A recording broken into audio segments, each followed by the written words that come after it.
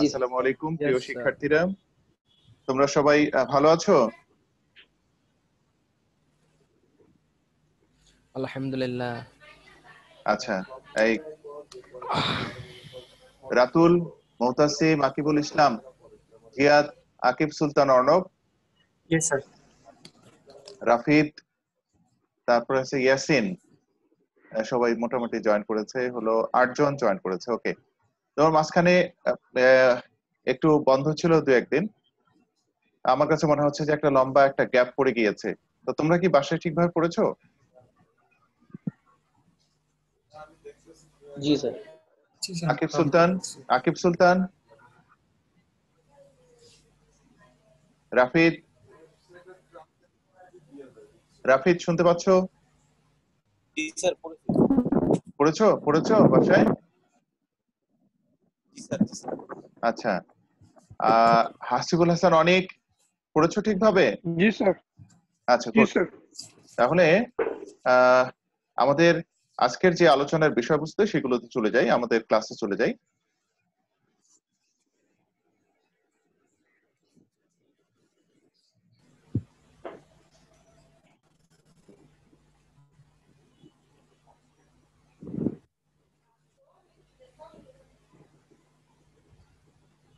আচ্ছা, আমরা এর আগের ক্লাসগুলোতে আমরা আলোচনা করেছিলাম হচ্ছে সংগঠন কাকে বলে, সংগঠন প্রক্রিয়ার পদক্ষেপ, কাম্য তত্ত্বাবধান পরিসর, সংগঠনের বৈশিষ্ট্য ইত্যাদি বিষয়গুলো নিয়ে আলোচনা হয়েছিল। দেখো তো এই প্রশ্নগুলো, যেখানে 7টা প্রশ্নকে তোমরা দেখতে পাচ্ছ, বলো তো দেখি। Yes sir. প্রশ্নগুলো সবাই দেখতে পাচ্ছ? হাসিবুল দেখতে পাচ্ছ? জি স্যার। আকিব সুলতান? জি স্যার। আচ্ছা, এই প্রশ্নগুলোর উত্তর কে কে দিতে পারবে? যে বলবে তাকেই ধরবো, বলো দেখি। স্যার, কাম্য তত্ত্বাবধান পরিষদটা একটু আপনি ব্যাখ্যা করে দেন, আর স্যার অন্যগুলো চেষ্টা করবো স্যার দেওয়ার। আচ্ছা, তারপরে আর আকিবুল ইসলাম? জি স্যার, পারা যাবে স্যার, ওই কাম্য তত্ত্বাবধান পরিসর বাদে পারা যাবে। এটা বাদ দিয়ে বাকিটা পারা যাবে। আচ্ছা, তারপর হচ্ছে হাসিবুল হাসান অনেক? জি স্যার, পারবো স্যার। ওই কাম্যর একটু স্যার সমস্যা। আচ্ছা, ঠিক আছে, তাহলে কাম্যটা কাউকেই ধরবো না, কিন্তু আমি ব্যাখ্যা করবো, আরেকবার বাকিগুলো বুঝাইলে ধরবো। স্যার ভালো। হ্যাঁ, বাকিগুলো ধরবো। আচ্ছা, এখন একটু যে প্রশ্ন যখন আসবে তখন আমি একটু ধরে দেখি। আহ হাসিবুল, আচ্ছা বলো দেখি, তোমাকে একটা সহজ প্রশ্ন করি। ব্যবস্থাপনার মৌলিক কাজ কয়টি? ব্যবস্থাপনার মৌলিক কাজ কয়টি?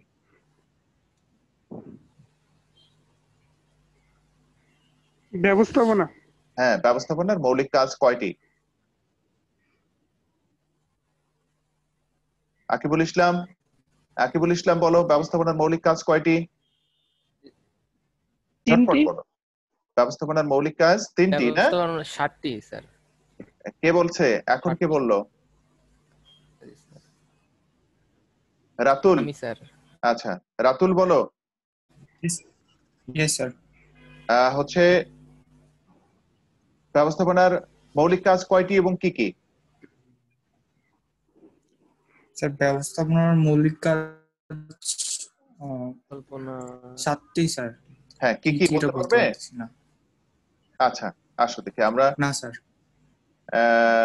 প্রশ্নগুলোর উত্তরে চলে যাই। দেখো যে প্রথম প্রশ্ন হচ্ছে যে তোমাদেরকে প্রশ্ন করেছিলাম যে ব্যবস্থাপনা মৌলিক কাজ কয়টি। আচ্ছা, একটু প্রারম্ভিক কথা বলতেই হয়, যেহেতু ব্যবস্থাপনার সাবজেক্টটা পড়ছি। কোনো একটি নির্দিষ্ট লক্ষ্য বা উদ্দেশ্য অর্জনের জন্য যে সকল মৌলিক উপকরণ সংগ্রহ করা হয় বা প্রয়োজন হয়, সেই সকল মৌলিক উপকরণগুলো সর্বোত্তম ব্যবহার করার জন্য একজন ব্যবস্থাপক যে সকল কাজ সম্পন্ন করেন, সেই কাজগুলো সমষ্টিকে বলা হয় ব্যবস্থাপনা। তাহলে একজন ব্যবস্থাপক কি কি কাজ সম্পন্ন করেন, সেগুলোকে অ্যানালিসিস করে দেখা গিয়েছে যে একজন ব্যবস্থাপক মৌলিক 7টি কাজ করে থাকেন। একটা হচ্ছে, আমরা এগুলো ধারাবাহিক কাজ, এই জন্য বলা হচ্ছে ব্যবস্থাপনা একটি চক্র, ব্যবস্থাপনা একটি প্রক্রিয়া। এর অর্থ হচ্ছে যে যে সকল কাজগুলো আছে সেই কাজগুলো চক্রাকারে আবর্তিত হয় এবং ধারাবাহিকভাবে সম্পন্ন হয়। এই কাজগুলো কি কি? পরিকল্পনা প্রণয়ন, সংগঠিতকরণ, কর্মী সংস্থান, নির্দেশনা, প্রেরণা, সমন্বয়, সাথে নিয়ন্ত্রণ। এই কাজগুলো যদি বলি সপ্তম কাজ কোনটি, তাহলে নিয়ন্ত্রণ। লাস্ট কাজ কোনটি? নিয়ন্ত্রণ। প্রথম কাজ কোনটি? পরিকল্পনা। দ্বিতীয় কাজ কি কোনটি? সংগঠন। তৃতীয় কাজ কোনটি? কর্মসংস্থান। এরকম নামকরণ কিন্তু তোমাকে স্পষ্ট করে বলতে হবে। স্যার সংগঠন। হ্যাঁ, সংগঠন। তৃতীয় কাজ হচ্ছে সংগঠন। পরিকল্পনা প্রণয়ন, ও না সরি, দ্বিতীয় কাজ হচ্ছে সংগঠন, তৃতীয় কাজ হচ্ছে কর্মসংস্থান। তাহলে এই কাজগুলো এইভাবে ধারাবাহিকভাবে তোমাকে কথা বলতে হবে। এখন আসলে দেখি ব্যবস্থাপনা সার্বজনীন কে বলতে পারবে? কেউ বলতে না পারলে আমি বলবো। একসাথে বলো যে পারবো কি পারবো না। যারা যারা পারবে না আমি পারবো না। স্যার মানে মোটামুটি অ্যান্সার দিতে পারবো। হ্যাঁ বলো বলো স্যার বলো। আপনি বলেন স্যার। স্যার ব্যবস্থাপনা সার্বজনীন। হ্যাঁ বলো। স্যার ব্যবস্থাপনা সার্বজনীন বলতে বোঝায় যে ব্যবস্থাপনা সকল কাজের মূল, অর্থাৎ আমরা যে সকল কার্যক্রম পরিচালনা করি ব্যবসা ক্ষেত্রে, সকল সমস্ত ব্যবসায়িক কার্যাবলী ব্যবস্থাপনা সমস্ত কার্যাবলীর মূল ভিত্তি। আমরা যদি আমাদের উৎপাদন কার্য আমাদের একটা প্রতিষ্ঠান পরিচালনা সহ সামগ্রিক দিক বিবেচনা করি এবং আমাদের এই জিনিসটা বাজারজাতকরণের পূর্ব পর্যন্ত যে সকল কর্মকাণ্ড পরিচালনা করতে হয়, এ সকল সমস্ত কর্মকাণ্ড ব্যবস্থাপনার সাথে কোনো না কোনো ভাবে পরিচালিত হয়ে থাকে। যেহেতু ব্যবস্থাপনার দ্বারাই সকল কর্মকাণ্ড পরিচালিত হয়ে থাকে, এই জন্য ব্যবস্থাপনাকে সার্বজনীন বলা হয়। আচ্ছা আচ্ছা, ঠিক আছে। ব্যবস্থাপনা সার্বজনীন হচ্ছে গ্রিক সক্রেটিস কে বলেছিলেন? গ্রিক দার্শনিক সকলেই ছিলেন। হ্যাঁ, গ্রিক দার্শনিক সক্রেটিস। আজ থেকে প্রায় হ্যাঁ 2500 বছর পূর্বে, অর্থাৎ খ্রিস্টপূর্ব 400 খ্রিস্টপূর্বাব্দে 400 খ্রিস্টপূর্বাব্দে যীশু খ্রিস্টের জন্মের আরো 400 বছর পূর্বে তিনি বলেছিলেন ব্যবস্থাপনা সার্বজনীন। কেন বলেছিলেন? এটাকে আবার হচ্ছে আমাদের হেনরি ফিওল বলো বা সাম্প্রতিক কালের যারা ব্যবস্থাপনা বিশারদ আছেন ওনারা এটাকে প্রতিষ্ঠিত করে গিয়েছেন যে ব্যবস্থাপনা একটি প্রক্রিয়া, ব্যবস্থাপনা একটি চক্র। তো ব্যবস্থাপনার মধ্যে আমরা কি কি দেখতে পাই? ব্যবস্থাপনার কতগুলো মৌলিক নীতি রয়েছে, তারপর হচ্ছে ব্যবস্থাপনার যে সকল কার্য বিভাগ রয়েছে, নীতি, প্রক্রিয়া, পদ্ধতি যেগুলো রয়েছে, এটি যে কোনো প্রতিষ্ঠান, পরিবার, সমাজ, রাষ্ট্র, যত প্রতিষ্ঠানই বলো না কেন, সব প্রতিষ্ঠানের একটা কোনো না কোনো উদ্দেশ্য থাকে। সেই উদ্দেশ্য বাস্তবায়ন করার জন্য এই ব্যবস্থাপনার যে সকল নীতি, প্রক্রিয়া, পদ্ধতি রয়েছে, এই নীতি, প্রক্রিয়া, পদ্ধতির ব্যবহার ছাড়া কোনো প্রতিষ্ঠান সফলতা অর্জন করতে পারে না। কোন কোন প্রতিষ্ঠান? তাহলে একটা পরিবার, পারিবারিক প্রতিষ্ঠান বলো, সামাজিক প্রতিষ্ঠান বলো, জাতীয় আন্তর্জাতিক যত প্রতিষ্ঠান রয়েছে, সব প্রতিষ্ঠানে তারা এই ব্যবস্থাপনার কাজ, যে নীতি, প্রক্রিয়া, পদ্ধতিগুলো রয়েছে সেগুলো ব্যবহার করা হয়। তো এই ব্যবহার করার ফলেই প্রতিষ্ঠানগুলো সফলতা অর্জন করতে পারে তাদের নির্ধারিত সময় এবং দক্ষতা, যোগ্যতার সহিত। তাই ব্যবস্থাপনাকে সার্বজনীন বলা হয়। অর্থাৎ এমন কোনো প্রতিষ্ঠান নেই যেখানে ব্যবস্থাপনার প্রয়োগ হয় না। যেহেতু সব প্রতিষ্ঠানে ব্যবস্থাপনার প্রয়োগ হয়, অর্থাৎ কি কি প্রয়োগ হয়? ব্যবস্থাপনার এক নীতি রয়েছে, ব্যবস্থাপনার প্রক্রিয়া রয়েছে, নীতি, পদ্ধতি রয়েছে, আরো যতগুলো রয়েছে সবগুলো কিন্তু প্রয়োগ করা। তাই ব্যবস্থাপনা একটি সার্বজনীন হিসেবে আখ্যায়িত করা হয়। দেন আমাদের পরের প্রশ্ন 2 নম্বর, আধুনিক ও বৈজ্ঞানিক ব্যবস্থাপনার জনকের নাম কি? কে বলতে পারবে আধুনিক ব্যবস্থাপনার জনক কে? রাতুল। Henry ফিওল sir. গুড। বৈজ্ঞানিক ব্যবস্থাপনার জনক কে? এটা হচ্ছে sir FW Taylor. FW Taylor, মানে টেইলর বলা হয় হচ্ছে ফ্রেডারিক উইনস্লো টেইলর। কোথায় জন্মগ্রহণ করেন? অর্থাৎ আধুনিক ব্যবস্থাপনার জনক কোথায় জন্মগ্রহণ করেন? স্যার উনি তো তুরস্কে জন্মগ্রহণ করেছেন। তুরস্কে স্যার। হ্যাঁ, তুরস্কে জন্মগ্রহণ করেন। এ পর্যন্তই থামতে হবে। আমরা জন্মগ্রহণের কথা বলেছি। তুরস্কে জন্মগ্রহণ করেন। আর বৈজ্ঞানিক ব্যবস্থাপনার জনক ফ্রেডারিক উইনস্লো টেইলর কোথায় জন্মগ্রহণ করেন? স্যার আমেরিকায়, যুক্তরাষ্ট্রের ফিলাডেলফিয়া শহরে। এখন আসলে দেখি কত সালে জন্ম ও মৃত্যুবরণ করেন। আধুনিক ব্যবস্থাপনার জনক হেনরি ফিওল কত সালে জন্মগ্রহণ করেন? 1841 সালে। এবং মৃত্যুবরণ করেন কত সালে? 1925 সালে, তাই না? এখন আসলে দেখি বৈজ্ঞানিক ব্যবস্থাপনার জনক ফ্রেডারিক উইনস্লো টেইলর, তিনি যুক্তরাষ্ট্রের ফিলাডেলফিয়া করেন 1856 সালে এবং মৃত্যুবরণ করেন কত সালে? মৃত্যুবরণ করেন 1915 সালে। রাইট, 1915। আমাদের চতুর্থ অধ্যায়ের নাম হচ্ছে সংগঠিতকরণ। কাকে বলে? সংগঠিতকরণ মানে হচ্ছে যে সংগঠন, এরপরে সংগঠিতকরণ। দেখো যে একটি প্রতিষ্ঠানের মৌলিক একটি প্রতিষ্ঠানের লক্ষ্য উদ্দেশ্য বাস্তবায়ন করার জন্য যে সকল উপকরণ দরকার হয়, এই উপকরণগুলোকে একত্রিতকরণ করার নামই হচ্ছে সংগঠন বা সংগঠিতকরণ। ঠিক আছে, এখন আসলে থেকে আরেকটি কি আছে, একটি প্রতিষ্ঠান যখন প্রতিষ্ঠিত হয় তখন একটি নির্দিষ্ট লক্ষ্য উদ্দেশ্য বাস্তবায়ন করার জন্যই প্রতিষ্ঠিত হয়। এই লক্ষ্য উদ্দেশ্য বাস্তবায়ন করার জন্য প্রতিষ্ঠানে অনেক ধরনের কাজ হয়ে থাকে। তাহলে কাজের প্রকৃতি অনুযায়ী এক একটা কাজ এক এক ধরনের, এই কাজগুলোকে কাজের প্রকৃতি বৈশিষ্ট্য অনুযায়ী আলাদা করা, তারপর হচ্ছে কাজের প্রত্যেকটি বিভাগের দায়িত্ব কর্তব্য নির্ধারণ করা, এবং দায়িত্ব কর্তব্য নির্ধারণ করার পর হচ্ছে দক্ষ যোগ্য উপযুক্ত ব্যক্তির উপর দায়িত্ব কর্তব্য অর্পণ করা, এবং এই বিভাগগুলোর মধ্যে একটা আন্তঃসম্পর্ক তৈরি করার নামই হচ্ছে সংগঠিতকরণ। কি বুঝতে পেরেছো? সংগঠিতকরণ চারটা ধাপের কথা বলেছি। এখন হচ্ছে সংগঠন প্রক্রিয়ার ধাপ বা পদক্ষেপগুলো আমি এখনই বললাম, এই 3 নম্বর প্রশ্নের উত্তরেই বলেছি যে কাজগুলোকে কাজের বৈশিষ্ট্য অনুযায়ী ভাগ করা, প্রত্যেকটি বিভাগের দায়িত্ব কর্তব্য নির্ধারণ করা, দায়িত্ব কর্তব্য কোনো একজন দক্ষ যোগ্য ব্যক্তির উপর অর্পণ করা, এবং এই বিভাগগুলোর মধ্যে আন্তঃসম্পর্ক তৈরি করাই হচ্ছে সংগঠন প্রক্রিয়ার ধাপ বা পদক্ষেপ। এখন আসলে থেকে কাম্য তত্ত্বাবধান পরিসর বলতে কি বোঝায়? তত্ত্বাবধান সুপারভাইজ করা, একজন ব্যক্তি কতজন ব্যক্তিকে সুপারভাইজ করবে, তত্ত্বাবধান করবে, তা নির্ধারণ করার নামই হচ্ছে কাম্য তত্ত্বাবধান পরিষদ। তা নির্ধারণ করার নামই হচ্ছে কাম্য তত্ত্বাবধান পরিষদ। কি বুঝতে পেরেছো? একজন ঊর্ধ্বতন কতজন অধস্তনকে তত্ত্বাবধান করতে পারবেন বা নিয়ন্ত্রণ করতে পারবেন, দেখাশোনা করতে পারেন, সুপারভাইজ করতে পারবেন, তা নির্ধারণ করার নামই হচ্ছে কাম্য তত্ত্বাবধান পরিষদ।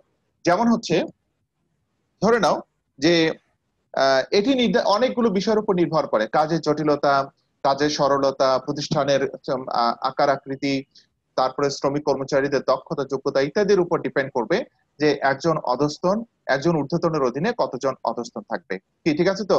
যেমন ধরো মিস্টার এক্স এর অধীনে 10 জন লোক আছে, আবার মিস্টার ওয়াই এর পেছনে 20 জন লোক আছে, কি তাই না? 20 জন লোক আছে। তাহলে এক মিস্টার এক্স হচ্ছে সারাদিন উনি মানে 10 জন ব্যক্তিকেই তিনি তদারকি করতে পারবেন। তাহলে কতজন ব্যক্তিকে তদারকি করতে পারবেন তা নির্ধারণ করার নামই হচ্ছে কাম্য তত্ত্বাবধান পরিষদ। ক্লিয়ার? তোমাদের কাছে ক্লিয়ার আমার কথাটা? Yes sir.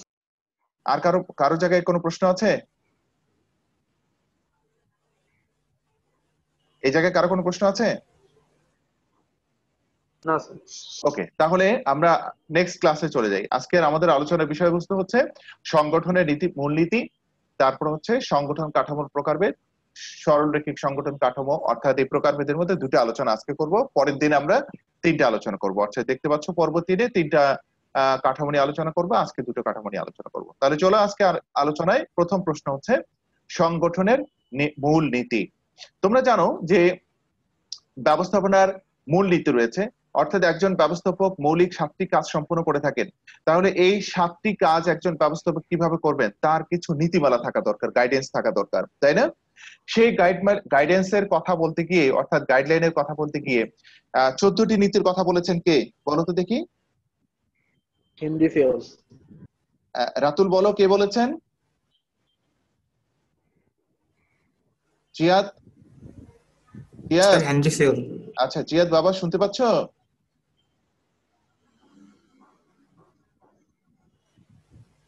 বাবা মনে হয় আচ্ছা আচ্ছা, হতে পারে জিয়াদ হয়তো ঘুমিয়ে পড়েছে। আচ্ছা ঠিক আছে, তাহলে আমরা দেখলাম যে একজন ব্যবস্থাপক যে কাজগুলো করবেন সেই কাজগুলো কিছু নীতিমালা থাকা দরকার। সেই নীতিমালার কথা আমরা খুঁজে পেয়েছি হেনরি ফিউলের কাছ থেকে 14টি নীতি। তো 14টি নীতি যদি অনুসরণ করেন একজন ব্যবস্থাপক, তাহলে প্রত্যেকটি কাজ সম্পূর্ণ করার জন্য হচ্ছে এই একজন ব্যবস্থাপককে আলাদা আলাদা বিশেষ কিছু নীতিমালা অনুসরণ করতে হয়। তো সেই নীতিমালাগুলো যদি আমরা দেখি কি কি হবে: লক্ষ্যের নীতি, দক্ষতা নীতি, কাম্য পরিসর নির্ণয় নীতি, জোড়াময় শিকড় নীতি, দায়িত্ব নির্দিষ্টকরণ নীতি, আদেশ ঐক্য নীতি, সরল ও সুস্পষ্টতা নীতি, বিশেষায়ন নীতি, মিতব্যয়িত নীতি, নমনীয়তা নীতি, শ্রম বিবেচনা নীতি। দেখো তো আমরা 14টি নীতির মধ্যে কি কি খুঁজে পাই। হচ্ছে দেখো জোড়াময় শিকড় নীতি আমরা পেয়েছি, একটা আছে, ঠিক আছে না? তারপরে দায়িত্ব ও কর্তব্য সুনির্দিষ্টকরণের নীতি, দায়িত্ব ও কর্তৃত্ব দায়িত্বের নীতি একটা আছে। 5 নম্বরটাও কিন্তু একটা অংশ আছে। 6 নম্বর হচ্ছে আদেশের ঐক্য নীতি আছে, তারপরে 7 নম্বর নেই, 8 নম্বর নেই, 9 নম্বর আছে বাড়তি আরো 3-4টা আছে সেটাতে পেয়েছিলাম, 9 সেটা নম্বর নেই। 10 নম্বর নাই, তাই না? আর 11 নম্বর আছে। তাহলে আমরা ওই 14টা নীতির মধ্যে শ্রম বিভাজনের নীতি বলি পেয়েছি 1, 6 নম্বর পেয়েছি, 5 নম্বর পেয়েছি, 4 নম্বর পেয়েছি, ঠিক আছে না? এই নীতিগুলো পেয়েছি। হেনরি ফিউল কিন্তু তার ওই নীতির কথা বলতে গিয়ে উনি বলেছিলেন যে একজন ব্যবস্থাপককে তার ব্যবস্থাপনা সংক্রান্ত কাজ সম্পন্ন করতে গিয়ে তার যে ওই 14টা নীতি একেবারে কঠোরভাবে অনুসরণ করতে হবে তা কিন্তু নয়। উনি কিন্তু এটাই বলেছেন, প্রয়োজনে আরো বাড়তি কিছু নীতিমালা অনুসরণ করা হতে পারে, অথবা যে নীতিগুলোর কথা বলা হয়েছে 14টা তার চেয়ে কম হতে পারে। প্রতিষ্ঠান ভেদে ভিন্ন ভিন্ন সংখ্যক নীতি অনুসরণ করবে, ঠিক আছে? তো আমরা দেখলাম এখানে এই সংগঠন মূলনীতির মধ্যে আমরা 4-5টা খুঁজে পেয়েছি, বাকিগুলো কিন্তু বাড়তি জিনিস। তা কিন্তু এই নীতিগুলো আমাকে সংগঠনের মূলনীতি হিসেবে অনুসরণ করতে হবে। লক্ষ্যের নীতি কি দেখো, প্রত্যেকটি প্রতিষ্ঠান, সংগঠন মানে একটি প্রতিষ্ঠান, সংগঠন মানে কি বলতো দেখি, একটি প্রতিষ্ঠান। তো এই প্রতিষ্ঠানকে প্রথমেই লক্ষ্য নির্ধারণ করতে হবে, অর্থাৎ কোন না রাইট, প্রত্যেকটি প্রতিষ্ঠান প্রতিষ্ঠিত হয় একটি নির্দিষ্ট লক্ষ্য বা উদ্দেশ্যকে সামনে রেখে, একটি নির্দিষ্ট লক্ষ্য বা উদ্দেশ্যকে সামনে রেখে। যেমন শিক্ষা প্রতিষ্ঠানের লক্ষ্য আর একটি উৎপাদনধর্মী প্রতিষ্ঠানের লক্ষ্য কি এক হওয়ার কথা? কথা বলো না। আবার ধরো শিল্প প্রতিষ্ঠানের লক্ষ্য আর বাণিজ্যিক প্রতিষ্ঠানের লক্ষ্য কি একই লক্ষ্য হওয়ার কথা? না, যেহেতু দুই প্রতিষ্ঠানের লক্ষ্য ভিন্ন ভিন্ন হয়ে থাকে, তাই আমরা বলবো যে প্রত্যেকটি প্রতিষ্ঠান প্রতিষ্ঠিত হবে একটি নির্দিষ্ট লক্ষ্যকে কেন্দ্র করে, কি ঠিক আছে না? তারপরে হচ্ছে দক্ষতা নীতি, অর্থাৎ দেখো যে একটি প্রতিষ্ঠানে যে সকল শ্রমিক কর্মচারী কাজ করবে, কর্মকর্তা কাজ করবে, তারা এই কাজগুলো করতে করতে নিজেদের দক্ষতা বৃদ্ধি পাবে।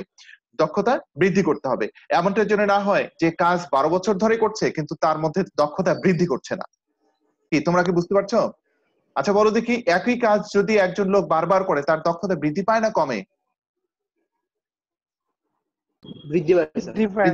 হ্যাঁ, আরে আনমিউট করে রাখো না, আমি সরাসরি জন্য সাথে সাথে কথা বলতে পারো। ওকে, তাহলে এই দক্ষতা নীতি এখানে অনুসরণ করতে হবে, অর্থাৎ প্রত্যেকের জন্য যার যার অবস্থান থেকে দক্ষতার সহিত কাজ সম্পন্ন করতে পারে সেটি এখানে দক্ষতা নীতি। ওকে, তারপর হচ্ছে কাম্য পরিসর নির্ণয় নীতি। একটু আগে বলেছি একজন ঊর্ধ্বতর কর্মকর্তার অধীনে কতজন কর্মচারী কাজ করবেন, সুপারভাইজ করতে পারবেন তিনি, সেটি নির্ণয় করার নীতি হচ্ছে কাম্য পরিসর নির্ণয় নীতি। এমন যেন না হয় যে একজন ব্যক্তিকে 10 জন ব্যক্তিকে সুপারভাইজ করতে পারবে, একজন ব্যক্তি ঊর্ধ্বতন অধস্তন 10 জনকে সুপারভাইজ করতে পারবে, কিন্তু তার অধীনে দেখা গেলো 20 জনকে দেওয়া হলো, তাহলে ওই ঊর্ধ্বতন কি এই 20 জন ব্যক্তিকে সঠিকভাবে সুপারভাইজ করতে পারবে? কি মনে হয়? না, সুপারভাইজ করতে পারবে না। যেমন ধরো তোমার ক্লাসে আমি 100 জনকে আমি ঠিকভাবে কন্ট্রোল করতে পারবো, কিন্তু সেই জায়গায় যদি 400 জন স্টুডেন্টকে দেওয়া হয় তাহলে আমি কি কন্ট্রোল করতে পারবো? না। এই যে কতজন ব্যক্তিকে আমি সঠিকভাবে তত্ত্বাবধান করতে পারবো সেটি নির্ণয় করার নীতি হচ্ছে কাম্য পরিসর নির্ণয়ের নীতি। কি ঠিক আছে? তো এটি কাম্য পরিসর নির্ণয় নীতির আমার কিছু সূত্রও আছে, সেগুলো যারা ইকোনমিক্স পড়ে তারা কিন্তু ভালো বলতে পারে, মানে বলতে পারবে হয়তো। আবার হচ্ছে ম্যানেজমেন্টের তুমি কাম্য পরিসর নির্ণয় নীতি একটা চ্যাপ্টারই থাকতে পারে, সেখানে একটা সূত্র অনুযায়ী একজন ঊর্ধ্বতন কতজন অধস্তনকে সুপারভাইজ করতে পারবে সেটাও একটা ফর্মুলা আছে, তোমরা হায়ার এডুকেশনে পাবে। জোড়াময় শিক্ষণ নীতি হচ্ছে একটি প্রতিষ্ঠানের একটি সংগঠন কাঠামো, এখানে কেউ ঊর্ধ্বতন কেউ অধস্তন, কেউ কে কার অধীনে থাকবে, কতটা বিভাগ আছে, প্রত্যেকটি বিভাগ ব্যক্তি একে অপরের সাথে শিকলে ন্যায় আবদ্ধ থাকার নীতি হচ্ছে জোড়াময় শিকল নীতি। তারপর হচ্ছে দায়িত্ব নির্দিষ্টকরণের নীতি, মানে হচ্ছে যে একজন দায়িত্ব মানে হচ্ছে যে একটি কাজ দক্ষতা যোগ্যতার সহিত সন্তুষ্টি সহকারে সম্পূর্ণ করা, ঠিক আছে? তো মানে হচ্ছে যে যাকে যে কাজ করতে দেওয়া হবে তিনি যেন যিনি দায়িত্ব দিয়েছেন তাকে সন্তুষ্ট করতে হবে কাজ করে, ঠিক আছে? এমন নীতি হচ্ছে আমাদের দায়িত্ব নির্দিষ্টকরণের নীতি, কে কোন কাজ করবে সেটি নির্দিষ্ট করে দেওয়া। কারণ হচ্ছে যে কাজের জন্য তাকে জবাবদিহি করতে হবে সেটি নির্দিষ্ট করে দিতে হবে, ঠিক আছে? কতটুকু কাজের জন্য তাকে জবাবদিহি করতে হবে। এরপর হচ্ছে আদেশের ঐক্য নীতি। দেখো, অর্থাৎ তোমরা জানো যে ওয়ান বস ওয়ান এমপ্লয়ি, অর্থাৎ একই সময় একজন অধস্তনকে একাধিক ঊর্ধ্বতন কর্মকর্তা আদেশ দান করবেন না, এমন নীতি হচ্ছে আদেশের ঐক্য নীতি, কি ঠিক আছে তো? সেটি অনুসরণ করতে হবে, কারণ হচ্ছে এখানে কেউ কেউ ঊর্ধ্বতন কেউ অধস্তন এগুলো নির্ধারণ করে দেওয়া হয়। তারপরে সারল্য ও সুস্পষ্টতা নীতি মানে কি? সারল্য মানে হচ্ছে যে সংগঠনের মধ্যে যে ঊর্ধ্বতন অধস্তন বিভাগ উপবিভাগ আছে, কোন বিভাগের জন্য কে রেসপন্সিবল হবে, কে কার ঊর্ধ্বতন হবে, কে কার অধস্তন হবে, এটি যেন একজন অধস্তন কর্মচারী বা ঊর্ধ্বতন কর্মকর্তা অধস্তন কর্মচারী দেখেই বুঝেন, দেখেই একেবারেই সুস্পষ্ট ভাবে বুঝতে পারেন, সেটি হচ্ছে আমাদের সারল্য এবং সুস্পষ্টতা নীতি। একজন সাংগঠনিক কাঠামোতে লেখা আছে সহকারী বিক্রয় কর্মকর্তা, তাহলে সহকারী বিক্রয় কর্মকর্তা কার কাছে জবাবদিহি করবে, সহকারী বিক্রয় কর্মকর্তা কি কাজ করবে, কতটুকু করবে, কার কাছে জবাবদিহি করবে, ইত্যাদি বিষয়গুলো এখানে সুস্পষ্টভাবে উল্লেখ থাকতে হবে। এমন নীতি হচ্ছে সারল্য ও সুস্পষ্টতার নীতি। এরপর হচ্ছে বিশেষায়নের নীতি, মানে হচ্ছে যে প্রত্যেকটি বিভাগে একজন বিশেষ মানে বিশেষ দক্ষ যোগ্য ব্যক্তির উপর অর্পণ করা এবং সেই কাজে মানে পারদর্শিতা অর্জন করা নীতি হচ্ছে আমাদের বিশেষায়নের নীতি। অর্থাৎ একটি কাজ করতে করতে যেন তিনি বিশেষ দক্ষতা সম্পন্ন হন, ওই কাজের বিশেষজ্ঞ হন। বিশেষজ্ঞ মানে হচ্ছে যে পরামর্শ দানের ক্ষমতা। তো একজন ব্যক্তি যখন একই কাজ বারবার করেন, তিনি সেই কাজ সংক্রান্ত প্রয়োজনীয় সমস্যা উপলব্ধি করার ক্ষমতা রাখেন এবং হচ্ছে প্রয়োজনীয় পরামর্শ প্রদান করার তিনি ক্ষমতা অর্জন করতে পারেন। এরপর হচ্ছে মিতব্যয়িত নীতি, মানে হচ্ছে যে প্রয়োজনের বেশি খরচ না করা। মিতব্যয়িত নীতি মানে কি? মিতব্যয়িত মানে কি, কে বলতে পারবে? প্রয়োজনের বেশি খরচ করা নাকি না করা? অপচয় না করা। প্রয়োজনের বেশি খরচ না করা, যেন অপচয় না হয়, বেশি না করা। যতটুকু খরচ করা দরকার ততটুকুই খরচ করবো, এর চেয়ে বাড়তি খরচ যেন করতে না হয়। তোমরা পত্র পত্রিকা যদি খোলো, তারপর হচ্ছে টিভি দেখো, সাম্প্রতিক কালের ছবি দেখো, অনেক ঘটনাগুলো তোমরা দেখতে পাবে যেখানে প্রয়োজনের চেয়ে মানে অনেক খরচ করা হচ্ছে, যেগুলো মানে ঠিক নয়। কি ঠিক লক্ষ্য উদ্দেশ্য অর্জন করার জন্য যতটুকু খরচ করলেই তুমি দক্ষতা অর্জন করতে পারবে, প্রতিষ্ঠানে লক্ষ্য অর্জন করতে পারবে, ততটুকুই খরচ করা, তার চেয়ে বেশি খরচ না করাই হচ্ছে মিতব্যয়িত নীতি। কি ঠিক আছে তো? অপচয় না করা। এরপর হচ্ছে নমনীয়তার নীতি। নমনীয়তা মানে হচ্ছে যে পরিবেশ পরিস্থিতির সাথে খাপ খাওয়ানোর জন্য প্রয়োজনে সাংগঠনিক কাঠামো বলো বা সংগঠনের সংক্রান্ত যে কাজগুলো নির্ধারণ করা হয়, সেগুলোর মধ্যে প্রয়োজনীয় পরিবর্তন রাখার সুযোগটাই হচ্ছে নমনীয়তা নীতি। এরপর হচ্ছে শ্রম বিভাজনের নীতি। তোমরা জানো যে প্রতিষ্ঠানের কাজের বৈশিষ্ট্য অনুযায়ী কাজগুলোকে আলাদা আলাদা করে ভাগ করার নীতি হচ্ছে আমাদের কি, বলো তো দেখি? শ্রম বিভাজনের নীতি। তাহলে আমরা এইগুলো নিয়ে কারো কোনো প্রশ্ন আছে এই জায়গায়? বলো। স্যার ঊর্ধ্বতনটা যদি অধস্তনদের আদেশ দিবে, অধস্তন, হ্যাঁ, আর অধস্তনটা স্যার জবাবদিহি করবে। হ্যাঁ ঊর্ধ্বতন জবাবদিহি করবে, এটা কি জোড়াময় শিকলের নীতিতে পারে? জোড়াময় শিকল নীতি মানে হচ্ছে যে একে অপরের সাথে আবদ্ধ থাকা। যার কাছ থেকে আমার নির্দেশ পাওয়ার কথা তার কাছে আমি নির্দেশ পেতে চাই, আবার ধরো যার কাছে আমার জবাবদিহি করার কথা তার কাছে আমি জবাবদিহি করতে চাই। কেউ যেন বিচ্ছিন্ন না হয়ে যায়। কোন প্রতিষ্ঠানের কাজ যে যাই করুক না কেন, ক্রয় বিভাগ, বিক্রয় বিভাগ, হিসাব বিভাগ আলাদা আলাদা কাজ করছে, কিন্তু আলটিমেটলি প্রতিষ্ঠানে প্রফিট অর্জন করতে হবে। ঊর্ধ্বতন কর্মকর্তা যে আদেশ দান করেছেন সেটাই অর্জন করতে হবে। তার মানে হচ্ছে যে সবাইকে একই শিকলের ন্যায় আবদ্ধ থেকে লক্ষ্য অর্জন করার জন্য প্রচেষ্টা চালিয়ে যাওয়া, এটাই হচ্ছে জোড়াময় শিকল নীতি। এখানে ব্যক্তি, বিভাগ, উপবিভাগ যারা আছে সবাই একে অপরের সাথে আবদ্ধ থাকে। ক্লিয়ার? জি স্যার। ওকে, তাহলে নেক্সট আমরা দেখব সংগঠন কাঠামোর প্রকারভেদ। প্রতিষ্ঠানের বিভিন্ন বিভাগ, উপবিভাগ, কর্মীদের মধ্যে পারস্পরিক সম্পর্ক, ধরন বা প্যাটার্নকে সংগঠন কাঠামো বলে। ঠিক আছে তো? প্রতিষ্ঠানের আকার, আয়তন, কর্মপদ্ধতি প্রভৃতির উপর ভিত্তি করে সংগঠন কাঠামো ভিন্ন হয়ে থাকে। আনুষ্ঠানিক সংগঠনগুলোতে যে ধরনের সংগঠন কাঠামো বিদ্যমান তা নিচে দেওয়া হয়েছে। আসলে আনুষ্ঠানিক কেন বলা হলো? সংগঠনকে প্রথমত দুই ভাগে ভাগ করা হয়েছে, একটা আনুষ্ঠানিক সংগঠন কাঠামো আর একটা হচ্ছে অনানুষ্ঠানিক সংগঠন কাঠামো। কি বুঝতে পেরেছো? আনুষ্ঠানিক সংগঠন কাঠামো মনে হচ্ছে যে আনুষ্ঠানিকতার মধ্যে, নিয়ম কানুনের মধ্যেই সাংগঠনিক কাঠামো তৈরি হয়।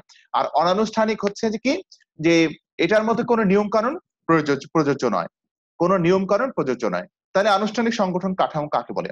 প্রতিষ্ঠানের নিয়ম নীতির মধ্যে থেকে যে সাংগঠনিক কাঠামো তৈরি হয় সেগুলোকে আনুষ্ঠানিক সংগঠন কাঠামো বলা হয়। যেখানে অনেকগুলো ঊর্ধ্বতন অধস্তন, কে কার কাছে জবাবদিহি করবে, কে কার ঊর্ধ্বতন, কার কতটুকু ক্ষমতা, কার কাছে কতটুকু কর্তৃত্ব রয়েছে, হ্যাঁ, কি কি নীতিমালা অনুসরণ করা হয়, হ্যাঁ, এগুলো আমাদের আনুষ্ঠানিক সংগঠন কাঠামোর মধ্যে রয়েছে। যেমন ধরো যে ঢাকা রেসিডেন্সিয়াল মডেল কলেজের ফলতে থেকে প্রিন্সিপাল কতজন?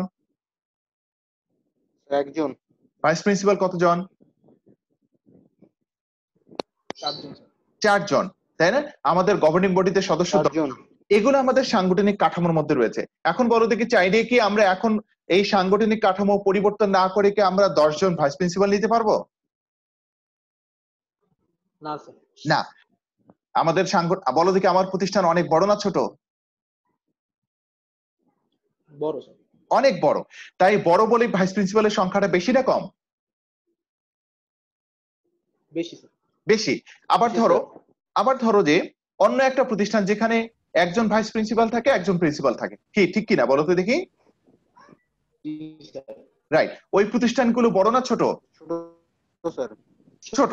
তাহলে এই যে প্রতিষ্ঠান বড় ছোট, এক এক প্রতিষ্ঠান এক এক ধরনের, তাই এদের সাংগঠনিক কাঠামো ভিন্ন হয়ে থাকে। এই ভিন্নতার উপর ভিত্তি করে আমাদের সাংগঠনিক কাঠামোকে 5 ভাগে ভাগ করা হয়েছে। কয় ভাগে? 5 ভাগে। এই নামগুলো মুখস্থ রাখতে হবে, একেবারে মুখস্থ লিখে লিখে প্র্যাকটিস করতে হবে। কি কি আছে? সরলরেখী সংগঠন কাঠামো, সরলরৈখিক ও পদস্থ কর্মী সংগঠন কাঠামো, কার্যভিত্তিক সংগঠন কাঠামো, মেট্রিক সংগঠন কাঠামো, কমিটি সংগঠন কাঠামো। আজকে আমাদের আলোচনার বিষয়বস্তু হচ্ছে এই প্রথম দুইটা, সরলরৈখিক সংগঠন কাঠামো এবং সরলরৈখিক পদস্থ কর্মী সংগঠন কাঠামো। আমাদের সময় যেহেতু কম, একটু শর্টলি আলোচনা করব। তাহলে চলো, প্রথম হচ্ছে সরলরৈখিক সংগঠন কাঠামো কাকে বলে? সরলরৈখিক যে সংগঠন কাঠামোতে দক্ষতা বা কর্তৃত্ব, ক্ষমতা বা কর্তৃত্ব, আচ্ছা বলো দিক, ক্ষমতা বা কর্তৃত্ব ঊর্ধ্বতন কর্মকর্তার কাছে না অধস্তন কর্মকর্তার কাছে? ঊর্ধ্বতন। রাইট। ক্ষমতা বা কর্তৃত্ব রেখা সরল রেখার আকারে ক্রমান্বয়ে নিচের দিকে আসে। আচ্ছা বলো দিক, ক্ষমতা বা কর্তৃত্ব উপর থেকে নিচের দিকে আসে না নিচ থেকে উপরের দিকে যায়? উপর থেকে নিচে। রাইট, উপর থেকে নিচের দিকে আসে। এখন এরা বলছে সরল রেখার আকারে আসবে এবং বিভিন্ন স্তরে নিযুক্ত সরলরৈখিক নির্বাহীগণ কোন সহযোগীর সহায়তা ছাড়াই স্বীয় বিভাগের সর্বময় দায়িত্ব পালন করেন, তাকে সরলরৈখিক সংগঠন বলে। অর্থাৎ এখানে ঊর্ধ্বতন কর্মকর্তা তিনি অধস্তন কর্মকর্তাকে আদেশ দান করবেন, আবার এই অধস্তন কর্মকর্তা তার নিচে যারা আছে তাদেরকে আদেশ দান করবেন, মানে ক্ষমতা প্রয়োগ করবেন। এমন সাংগঠনিক কাঠামোটি হচ্ছে সরলরৈখিক সংগঠন কাঠামো। আবার নিচে বলা হয়েছে, দেখো, যে সংগঠন কাঠামোতে ক্ষমতা বা কর্তৃত্ব রেখা ব্যবস্থাপনার সর্বোচ্চ স্তর থেকে সরল রেখার মতো ক্রমান্বয়ে নিচের দিকে বিভিন্ন স্তরে নেমে আসে, তাকে সরলরৈখিক সংগঠন বলা হয়। এখন দেখো কোথায় সরলরৈখিক সংগঠন কাঠামো ব্যবহার করা হয়। যেমন একটা এক্সাম্পল এখানে দিয়েছি চিত্রের সাহায্যে। সরলরৈখিক সংগঠন কাঠামো দেখো, প্রথমেই উপরের বসে আছে ব্যবস্থাপনা পরিচালক। এই ব্যবস্থাপনা পরিচালক, তার নিচের স্তরে রয়েছে মহাব্যবস্থাপক। এই ব্যবস্থাপনা পরিচালক মহাব্যবস্থাপককে আদেশ দান করবেন, অর্থাৎ ক্ষমতা প্রয়োগ করবেন এর উপরে। এরপরে হচ্ছে মহাব্যবস্থাপক কি করবে? বিভাগীয় যত ব্যবস্থাপক রয়েছে, বিভাগীয় ব্যবস্থাপক, এই বিভাগীয় ব্যবস্থাপক মানে ক্রয় ব্যবস্থাপক, বিক্রয় ব্যবস্থাপক, হিসাব ব্যবস্থাপক, অর্থ ব্যবস্থাপক, এই ব্যবস্থাপকদের উপর আদেশ দান করবেন। এবার এই বিভাগীয় ব্যবস্থাপকের অধীনে থাকেন সহকারী বিভাগীয় ব্যবস্থাপক। এবার বিভাগীয় ব্যবস্থাপক কি করবে? সহকারী বিভাগীয় ব্যবস্থাপককে আদেশ দান করবে। এবার সহকারী বিভাগীয় ব্যবস্থাপক কি করবে? যন্ত্র পরিদর্শনকারী যারা রয়েছে তাদেরকে আদেশ দান করবে। এরপরে এরা কি করবে? লাইনম্যান, ফোরম্যান, সুপারভাইজার যারা রয়েছে তাদেরকে আদেশ দান করবে। এখন বলো দেখি, কর্তৃত্ব বা ক্ষমতা কোথা থেকে কোথায় এসেছে? উপর থেকে নিচে না নিচের থেকে উপরের দিকে? উপর থেকে নিচে। হ্যাঁ, উপর থেকে নিচের দিকে প্রবাহিত হয়েছে। এবং এরা যাকে যে আদেশ দান করেছে ওই ব্যক্তি তার কাজের জন্য ঊর্ধ্বতন কর্মকর্তা, তার ইমিডিয়েট ঊর্ধ্বতন কর্মকর্তার কাছে জবাবদিহি করবে। অর্থাৎ মহাব্যবস্থাপক ব্যবস্থাপনা পরিচালকের কাছে, বিভাগীয় ব্যবস্থাপক মহাব্যবস্থাপকের কাছে, সহকারী বিভাগীয় ব্যবস্থাপক বিভাগীয় ব্যবস্থাপকের কাছে, যন্ত্র পরিদর্শনকারী সহকারী বিভাগীয় ব্যবস্থাপকের কাছে, ফোরম্যান, লাইনম্যান, সুপারম্যান যারা আছে তারা যন্ত্র পরিদর্শনকারীর কাছে জবাবদিহি করবে। এই যে উপর থেকে ক্ষমতা কর্তৃত্ব নিচের দিকে সরল রেখার আকারে নিচের দিকে আসতেছে, যাকে যতটুকু আদেশ দান করা হয়েছে ততটুকু সম্পন্ন করবেন, এমন সাংগঠনিক কাঠামোই হচ্ছে আমাদের সরলরৈখিক সাংগঠনিক কাঠামো। এখন এই সরলরৈখিক সাংগঠনিক কাঠামো আমাদের কোথায় প্রযোজ্য হয়? আমরা যদি একটু বৈশিষ্ট্য দেখি, খেয়াল করো, সবাই একটু দেখবে যে এই সরলরৈখিক সাংগঠনিক কাঠামো সহজবোধ্য সংগঠন কাঠামো। কেন? যে এটি একটি প্রাচীন সাংগঠনিক কাঠামো, সবচেয়ে প্রাচীন সাংগঠনিক কাঠামো। এবং সবচেয়ে প্রাচীন, আমরা যদি ব্যবসা প্রতিষ্ঠানের কথা বলি, এক মালিকানা ব্যবসা প্রতিষ্ঠান। এই ব্যবসা প্রতিষ্ঠানগুলোর কাজে জটিলতা থাকে না, আকারে কম, জবাবদিহিতার প্রশ্ন তেমন একটা থাকে না, মানে হচ্ছে কাজের জটিলতা কম, পরিসর কম, ঊর্ধ্বতন কর্মকর্তা একাই তত্ত্বাবধান করতে পারেন। যেহেতু প্রতিষ্ঠান ছোট, কাজের জটিলতা নেই, তারপর হচ্ছে এদের পরিসর অনেক ছোট, তাই এই সকল প্রতিষ্ঠানগুলোতে আমাদের সরলরেখী সাংগঠনিক কাঠামো প্রযোজ্য। এই সরলরেখী সাংগঠনিক কাঠামো সহজেই একজন কর্মকর্তা কর্মচারী বুঝতে পারেন। কর্তৃত্বের প্রবাহ উপর থেকে নিচের দিকে প্রবাহিত হয়। তারপর হচ্ছে কর্তৃত্বের প্রকৃতি। আচ্ছা বলো দেখি, এখানে আমরা যে দেখলাম এই মহাব্যবস্থাপক, সবাই খেয়াল করো, মহাব্যবস্থাপক বেশি কর্তৃত্বশালী নাকি বিভাগীয় ব্যবস্থাপকরা বেশি কর্তৃত্বশালী? মহাব্যবস্থাপক। গুড। তাহলে মহাব্যবস্থাপক বেশি কর্তৃত্ব ভোগ করে, আর বিভাগীয় ব্যবস্থাপক মহাব্যবস্থাপকের চেয়ে কম কর্তৃত্ব ভোগ করে। কি ঠিক কিনা? বুঝতে পেরেছো? জি স্যার। এটা হলো কর্তৃত্বের প্রকৃতি। তারপর হচ্ছে স্বয়ংক্রিয় বিভাগ, স্বয়ংসম্পূর্ণ বিভাগ। দেখো, ঊর্ধ্বতন কর্মকর্তারা অধস্তন কর্মকর্তাদেরকে কাজ সম্পন্ন করার জন্য দায়িত্ব কর্তব্য নির্ধারণ করেন। আমরা যদি বিভাগীয় ব্যবস্থাপকদের দিকে তাকাই, এখানে ক্রয় ব্যবস্থাপক, বিক্রয় ব্যবস্থাপক, অর্থ ব্যবস্থাপক, এরকম অনেক বিভাগীয় ব্যবস্থাপক রয়েছে। প্রত্যেকেই তারা তাদের কাজের জন্য হচ্ছে দায়বদ্ধ থাকে এবং প্রত্যেকটি বিভাগ স্বয়ংসম্পূর্ণতা অর্জন করে, ওই কাজ সম্পন্ন করার জন্য দায়বদ্ধ থাকে। এরপরে ব্যক্তি কেন্দ্রিকতা। দেখো যে সকল সিদ্ধান্ত কে নেয় বলো তো দেখি, এখানে সকল সিদ্ধান্ত কে নেয়? ব্যবস্থাপনা পরিচালক। নিচের সিদ্ধান্ত নিতে পারে না, কারণ হচ্ছে যে স্বৈরতান্ত্রিক যে সাংগঠনিক কাঠামো, এই সরলরেখী সাংগঠনিক কাঠামোর মতো ব্যবস্থাপনা পরিচালক, হ্যাঁ ব্যবস্থাপনা পরিচালক, উনি সকল সিদ্ধান্ত গ্রহণ করেন। ইনি যদি কোনোভাবেই অ্যাবসেন্ট থাকেন, একদিন প্রতিষ্ঠানে অনুপস্থিত থাকেন, আর সিদ্ধান্ত গ্রহণ করার প্রয়োজন হয়, ওনার অনুপস্থিতিতে অন্য কেউ সিদ্ধান্ত নিতে পারে না। এই জন্য বলা হচ্ছে যে ব্যক্তি কেন্দ্রিকতা, অর্থাৎ সিদ্ধান্ত যিনি নেন ঊর্ধ্বতন কর্মকর্তা নিয়ে থাকেন এবং তার অনুপস্থিতিতে কেউ সিদ্ধান্ত নিতে পারে না, যার কারণে সকল সিদ্ধান্ত গ্রহণ করার ক্ষেত্রে ঊর্ধ্বতন ওই ব্যবস্থাপনা পরিচালকের উপরেই নির্ভর করতে হয়। প্রয়োগ ক্ষেত্র সাধারণত ছোট প্রতিষ্ঠানগুলোতে প্রয়োগ করা হয়। আন্তঃবিভাগীয় যোগাযোগ, এখানে স্বয়ংক্রিয়ভাবে যে সকল বিভাগ তৈরি হয়েছে প্রত্যেকটি বিভাগের সাথে আলাদা আলাদা করে, মানে এরা সুসম্পর্ক, জোরামের শিকড় নীতির মতোই, মানে এটা একটা যোগাযোগ রক্ষা করতে হয়। দ্রুত সিদ্ধান্ত গ্রহণ, যেহেতু সিদ্ধান্ত একজন ব্যক্তি নেন এবং অধস্তন কর্মকর্তাদের কাছ থেকে কোনো ধরনের পরামর্শ গ্রহণ করেন না, তাই এই সাংগঠনিক কাঠামোতে দ্রুত সিদ্ধান্ত গ্রহণ করার সুযোগ থাকে। তারপরে শৃঙ্খলা প্রতিষ্ঠা, অধস্তন কর্মকর্তা যারা রয়েছে, ঊর্ধ্বতন কর্মকর্তার যে সকল আদেশ আসে অধস্তন কর্মকর্তার উপর, তারা কোনো ধরনের প্রশ্ন করা ছাড়াই, কোনো ধরনের ওজোর ছাড়াই, আপত্তি ছাড়াই সেটি মেনে নিতে বাধ্য থাকে। তাই এই প্রতিষ্ঠানে এই সাংগঠনিক কাঠামোতে মানে সর্বোচ্চ শৃঙ্খলা বজায় রাখা সহজ হয়। বুঝতে পেরেছো? জি স্যার। রাইট। এরপর আসলে থেকে সরলরেখী পদস্থ কর্মী সংগঠন। দেখো, সরলরেখী সাংগঠনিক কাঠামো থেকে যে প্রতিষ্ঠানগুলো প্রযোজ্য হয় না, সেই প্রতিষ্ঠানগুলোতে সরলরেখী পদস্থ কর্মী সংগঠন প্রয়োগ করা হয়। দেখো, সরলরেখী সাংগঠনিক কাঠামোর চেয়ে যেখানে যে সমস্যাগুলো রয়েছে, সেই সমস্যাগুলো সমাধান আমাদের সরলরেখী পদস্থ কর্মী সংগঠনে পেয়ে যায়। তো যখন প্রতিষ্ঠান একটু বড় হয়, যখন কাজের জটিলতা বেড়ে যায়, প্রতিষ্ঠানের পরিসর বেড়ে যায়, অ্যাক্টিভিটিস বেড়ে যায়, তখন আমাদের কি হয়, সরলরেখী সাংগঠনিক কাঠামো তেমন একটা মানে সফলতা এনে দিতে পারে না। তখন কি হয়, এই সরলরেখী সাংগঠনিক কাঠামোতে যারা আছে তাদেরকে প্রয়োজনীয় পরামর্শ উপদেশ প্রদান করার জন্য কিছু বিশেষজ্ঞ ব্যক্তিকে এখানে যুক্ত করে দেওয়া হয়। কি বুঝতে পেরেছো? যেমন ধরে নাও যে মহাব্যবস্থাপককে বা ক্রয় ব্যবস্থাপককে হেল্প করার জন্য সহকারী ক্রয় ব্যবস্থাপক নিয়োগ দেওয়া হলো। এই সহকারী ক্রয় ব্যবস্থাপক ক্রয় ব্যবস্থাপককে হেল্প করে, কিন্তু ক্রয় ব্যবস্থাপককে কোনো ধরনের সিদ্ধান্ত চাপিয়ে দেওয়ার ক্ষমতা সহকারী ক্রয় ব্যবস্থাপকের নেই। কি বুঝতে পেরেছো? ক্লিয়ার তোমার কাছে? জি স্যার। হ্যাঁ, তাহলে যখন সরলরেখী সাংগঠনিক কাঠামো যারা রয়েছে, নির্বাহী যারা রয়েছে, তাদেরকে সহযোগিতা করার জন্য যখন পদস্থ কর্মী নিয়োগ দেওয়া হয়, তখন সেই সাংগঠনিক কাঠামোকে বলা হয় সরলরেখী পদস্থ কর্মী সংগঠন। এখন কি কি বৈশিষ্ট্য পাই? এখানে সরলরেখী কর্মীও রয়েছে, পদস্থ কর্মী রয়েছে। এক্ষেত্রে সংগঠনের কর্তৃত্ব রেখা ব্যবস্থার শীর্ষ স্তর থেকে ক্রমান্বয়ে নিম্ন স্তরে নেমে আসে। দুই ধরনের কর্মী থাকলেও সরলরেখী কর্মকর্তাগণই এখানে মূল দায়িত্বে নিয়োজিত থাকে। আর ওই যে পদস্থ কর্মী যারা রয়েছে, তারা কোনো ধরনের সিদ্ধান্ত চাপিয়ে দিতে পারে না বা কোনো ধরনের সিদ্ধান্ত গ্রহণ করার ক্ষমতা ওদের কাছে নেই। আমরা এই বৈশিষ্ট্যগুলো খুঁজে পাই। এই সুবিধাগুলো বাসায় পড়ে নেবে। আমরা বাড়ির কাজ যেটা দিচ্ছি সেটা হচ্ছে একজন আদর্শ ব্যবস্থাপকের কি কি দক্ষতা থাকা উচিত পূর্বের পাঠ থেকে আমরা নিচ্ছি। উদ্যোগ নীতি কাকে বলে, এনিহাও প্রশ্নগুলো উত্তর খুঁজে বের করতে হবে।